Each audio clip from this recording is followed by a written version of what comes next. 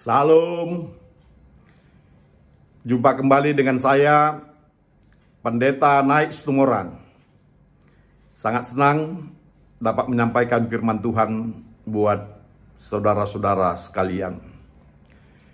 Bapak, Ibu, saudara-saudara, pada Minggu Pentakosta ini, firman Tuhan yang menjadi renungan bagi kita dari kitab Yoel pasal 3 ayat 1 sampai dengan ayat yang ketiga. Bapak, Ibu, saudara-saudara, saya akan bacakan firman Tuhan ini kepada kita sekalian. Demikian firman Tuhan.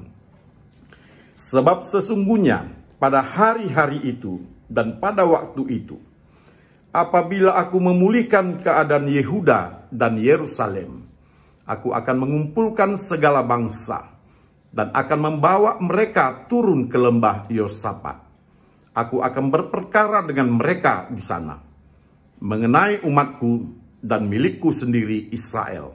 Oleh karena mereka mencerai-beraikannya ke antara bangsa-bangsa dan membagi-bagi tanahku.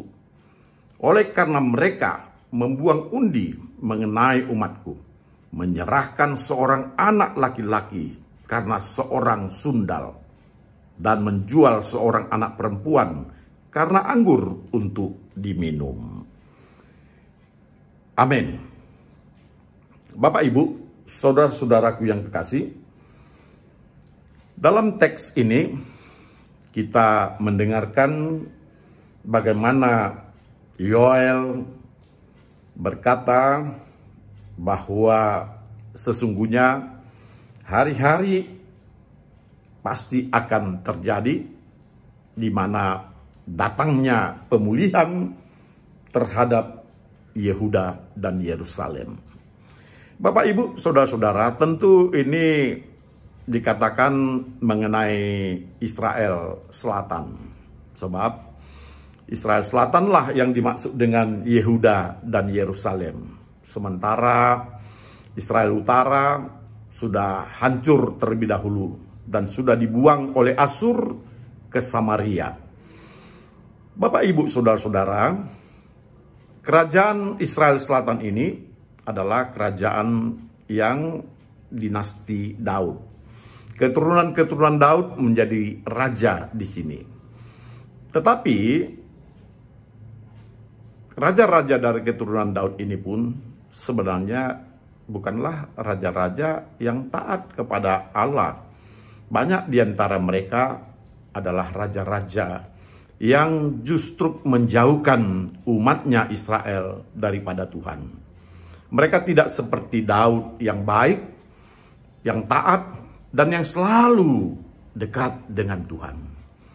Dinasti Daud ini, anak-anak Daud ini adalah anak-anak yang sering jatuh ke dalam perbuatan-perbuatan dosa, baik itu sinkretisme, ataupun mungkin mereka melakukan hal-hal yang bertentangan dengan firman Allah, termasuk untuk menjauhkan rakyatnya setia kepada hukum-hukum Allah.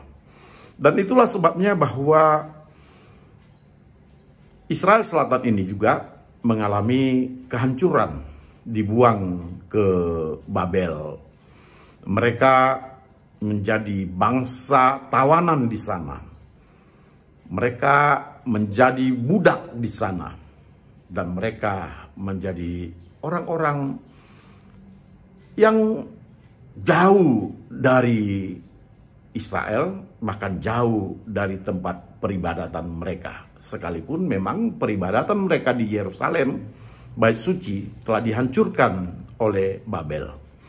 Bapak, Ibu, saudara-saudara, firman ini berkata bahwa Allah akan menentang bangsa-bangsa itu dan mengembalikan umatnya, akan membawa umatnya kembali kepada Allah.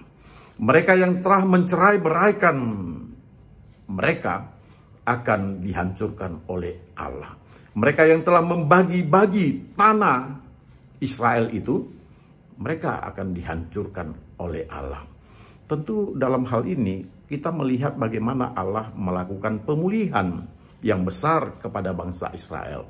Sekalipun bangsa Israel berdosa, jahat, dan mereka meninggalkan Tuhan, tetapi Tuhan setia dan selalu berbuat baik kepada mereka. Memang pembuangan adalah salah satu bentuk penghukuman, tetapi pembuangan juga adalah salah satu tempat untuk pendidikan, agar mereka boleh memahami tentang Allah, tentang rencananya, tentang kuasanya, sehingga mereka harus taat kepada Allah. Di dalam teks ini dikatakan bahwa suatu ketika aku akan memulihkan keadaan Yehuda dan Yerusalem. Tentu maksudnya ini adalah bahwa selain umat Israel yang ada di Babel akan dipulangkan kembali ke Yerusalem dan ke tanah Yehuda, mereka juga akan dijadikan menjadi umat yang setia, umat yang taat. Dan itu adalah pekerjaan Allah. Hanya Allah yang mampu menjadikan Israel ini menjadi suatu umat yang taat. Untuk itulah Allah akan mengumpulkan mereka dan akan membawa mereka, menuntun mereka. Sebab bagi Allah, Israel ini tidak dapat berbuat apa-apa lagi tanpa Allah. Dan memang benar Bapak Ibu Saudara-saudara bahwa Israel ini tidak akan mampu melepaskan diri baik dari tangan bangsa Babel kalau tidak atas kehendak Allah. Allah lah yang membebaskan mereka. Israel juga tidak akan mungkin bisa membangun puing-puing Yerusalem yang telah hancur itu jikalau Allah tidak memberikan kepada mereka kekuatan menghadapi orang-orang yang ada di sekitar itu, orang-orang yang telah menempati Yerusalem. Israel juga tidak akan mungkin bisa menjadi eksis jikalau Allah tidak menjaga mereka dari seluruh hal-hal yang berhubungan dengan kekuatan dan kekuasaan bangsa-bangsa di sekitar mereka. Inilah Bapak Ibu Saudara-saudara di mana Allah memulihkan bangsa Israel itu. Dan kita melihat bagaimana Allah berencana yang sangat besar tentang pemulihan ini. Jikalau Allah mengasihi bangsanya, maka dia sendiri yang akan menjaga, memeliharanya, dan memberikan kepada bangsa ini kekuatan yang sangat besar untuk dapat bertahan. Jikalau kita mengambil teks ini untuk kita bisa bawakan ke dalam masa kini, secara khusus kepada masa-masa di mana kita juga orang-orang yang percaya kepada Allah melalui Yesus Kristus, kita juga diingatkan bahwa kita mengalami pemulihan yang baru daripada Tuhan.